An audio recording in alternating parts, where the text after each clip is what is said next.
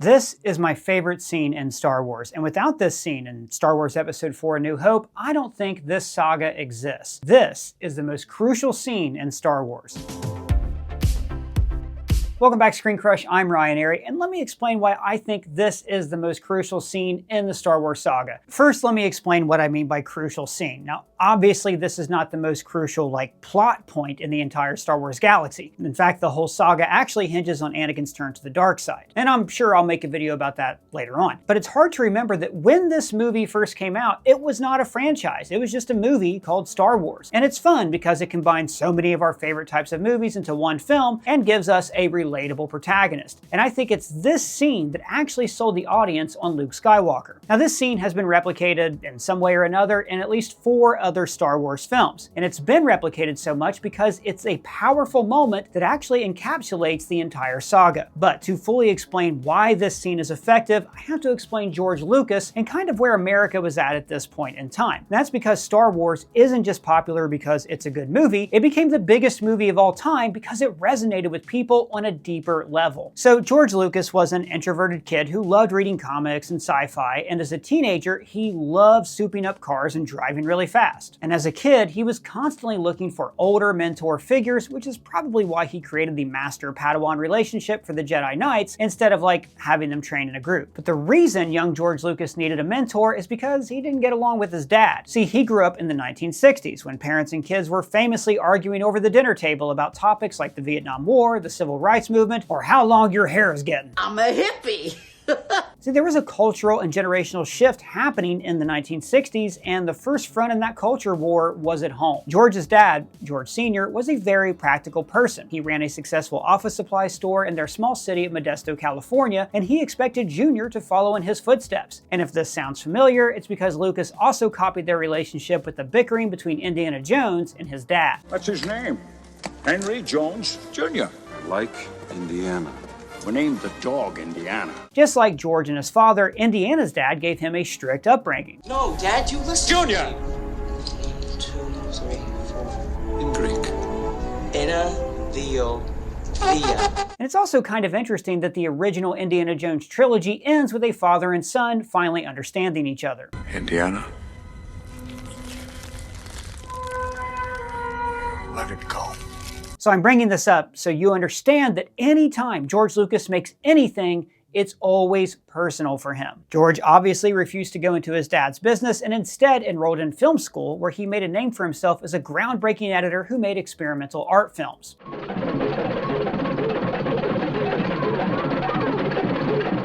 After graduating, he entered a mentor-mentee relationship with Francis Ford Coppola. Now, Coppola's new studio, American Zoetrope, financed Lucas's first feature, THX 1138. Now, this is a movie that is so weird and so sterile that it was a flop big enough to kill Coppola's new studio just as it was getting started. It's a story that, like Star Wars, is about escaping control. Only in THX's case, it's about escaping the control of oppressive robots and drugs, and it features a robot stimulating Robert Duvall. Oh.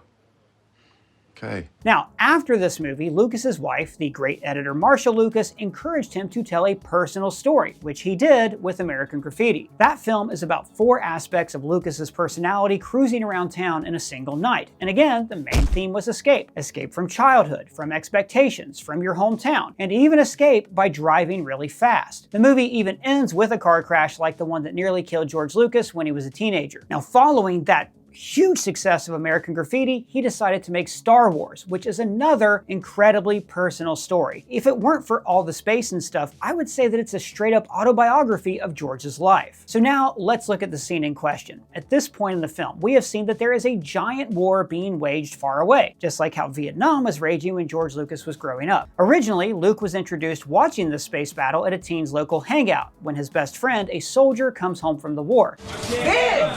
Hey! I didn't know you were back. What'd you get? And then he announces a big change. we're gonna jump ship and join the Alliance. The rebellion? This is akin to a friend who is a soldier in Vietnam coming home and telling his buddy that he's going to go AWOL, which actually happened frequently during the war. According to the Department of Defense, over 500,000 soldiers deserted during the Vietnam War. Now, I'm telling you all of this so you understand the subtext in this movie, even in its deleted scenes. When Star Wars was released, Vietnam had ended just 2 years before. It was very much on everyone's mind. And Luke was like most Americans. He was a young person who was hearing about the war, but it was very far removed from his everyday life. Luke is young and idealistic, and like a lot of young people in America at the time, he was chafing under his parents' control. And this brings us to the setup of the crucial scene. The Lars family has just sat down for a nice meal of blue milk, and Luke tells them that R2 might be stolen. Oh, I stumbled across a recording while I was cleaning him. He says he belongs to someone called Obi-Wan Kenobi.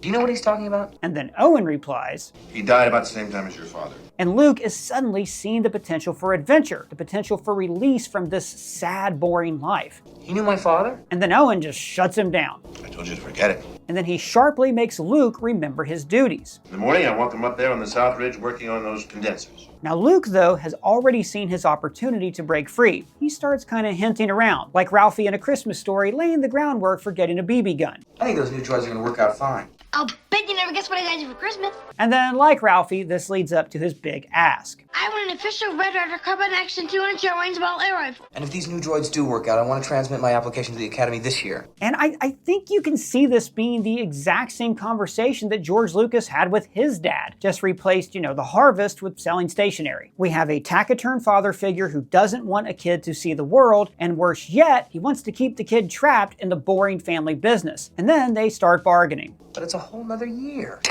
Look, it's only one more season. And then Luke storms off. Where are you going? Looks like I'm going nowhere. But, side note, I do love the little bit of extra nuance in this scene here. Luke's just not a farmer, Owen. He has too much of his father in him. That's what I'm afraid of. That one line adds just a hint of mystery to the saga, but it also shows that Uncle Owen could just be looking out for Luke. Yeah, I mean, his dad must have been a real jerk. Yeah, his dad was a real jerk. And then finally, we get to the most crucial scene in the Star Wars saga, the binary sunset, a scene I love so much, I have this collectible figure. It's the only one I own. So, George Lucas is known for writing clunky dialogue. Harrison Ford even said that he told Lucas on set, "You can type this stuff, but you can't say it." And Mark Hamill famously talked about a monologue that he begged Lucas to cut. But we can't turn back. Fear is their greatest defense. I doubt if the actual security there is any greater than it was on Aquilai or Solis. And what there is most likely directed towards a large-scale assault.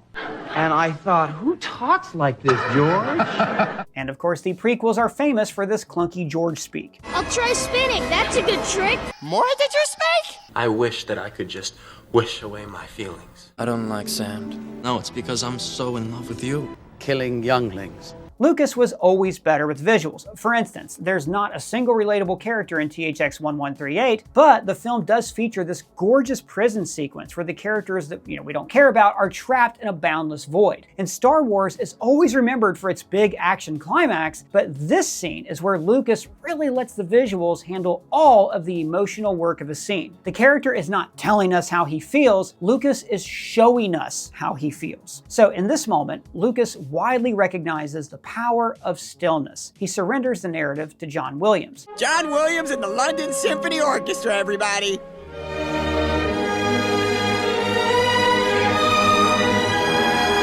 So the score in this scene begins with a French horn solo as Luke first steps up to the horizon.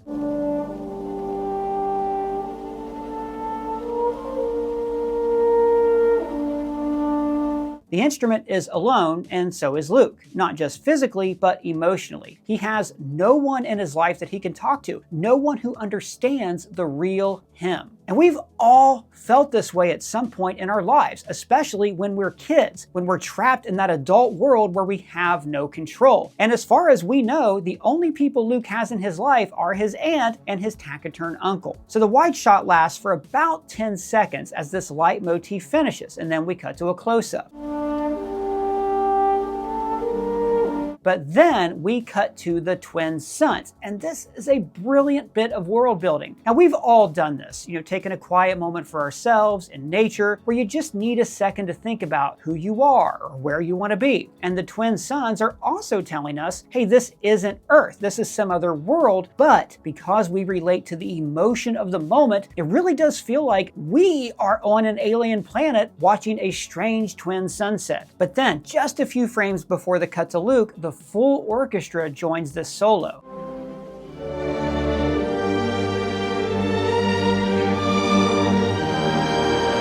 It's subtle, but this is sending a message. We began watching Luke Skywalker, feeling alone. But by the end, we all have joined in with him. We are all watching this sunset, and we're all feeling this dream that we could be somewhere else far away. I mean, for such a crowd-pleasing film, this is a very downbeat scene. And we end the scene just on Luke, and we feel his loneliness and his longing for adventure. Now, I should note that this scene does hit right about at the midpoint of Act 1. The first act of the film ends when Uncle Owen and Aunt Beru are killed and Luke finds their crispy dead bodies. Too soon! Too soon! Now, the shot of him looking at his destroyed home is pulled from the John Ford classic The Searchers, but that scene also serves as a thematic ending to this binary sunset. First, we see that Luke dreams of going somewhere else. That is his heart's desire. And then his dream comes true, but at a terrible price. But this scene isn't just vital for this movie. It is crucial for the entire Star Wars saga for a couple of reasons. One, up until this point, Luke Skywalker kind of sucks. He's whiny. But I was going into Toshi Station to pick up some power converters. Oh my God, who the hell cares? He's 17 and he still plays with toys. They are not toys, they're figurines! And this redneck wants to hook up with his sister. She's beautiful. If you remove the binary sunset, then Luke would go straight from storming off from his family to C-3PO telling him that R2-D2 has escaped. I told him not to go, but he's faulty, malfunctioning. So Luke's character would appear to be just this bored kid who then has to go look for an appliance. But by inserting this binary sunset, we now understand Luke on a deeper level than could ever be conveyed through simple plot mechanics. See, no matter what, Luke was always going to be a sympathetic protagonist. He's an orphan, as far as we know. He's lonely, his family dies. I mean, all of this would make us root for him. But Star Wars did not become a global phenomenon because we root for the heroes. It became part of our culture because on some level, we believe that we are the heroes. This scene makes Luke more than sympathetic, it makes him relatable. It makes Luke us. At this moment, Luke Skywalker is every kid who has ever been stuck at home and wished he was having an adventure. He is every teenager who saw injustice in the world and felt limited by his place in society. He's not the kind of person we want to be, he's the kind of person we are. And this is the real genius of George Lucas's screenplay. He created a protagonist here in his own image. Lonely, frustrated, not the strongest kid or the smartest, but all of those flaws make us relate to him even more. Mark Hamill even said that when he read the screenplay, he assumed that Han would be the hero and the teenager would be the sidekick, because that's almost always the case. The square-jawed leading man and the teen boy wonder. And Luke Skywalker's flaws and his underdog status means that all of us, like a baby dinosaur, imprinted on Luke. We all became dreamers. If this scene didn't exist, I don't think Luke Skywalker becomes somebody that we care so deeply about. I think he's the hero of the movie. He rescues the princess, saves the day, blows up the Death Star, but he's not going to be somebody that we really care about decades later. And if we don't care about Luke Skywalker's journey in this movie, then I'm not sure if the saga captures our imagination in quite the same way. I don't know that we played with the toys and put ourselves in this universe. I'm not sure the sequels would have held as much weight if we didn't feel like Darth Vader was telling us that he is our father. So then we are forced to recognize the evil that lies in every older generation. Would we have obsessed over this saga with more movies, TV, comics, and games? Or would this have become something more like Star Trek, where we love it, but it doesn't quite hit us on that same personal level? In just a few seconds, George Lucas connects us to this saga in a very deep, emotional way. The score to the binary sunset becomes the definitive theme of Star Wars. It's even brought back at the end of the film, reimagined as a march.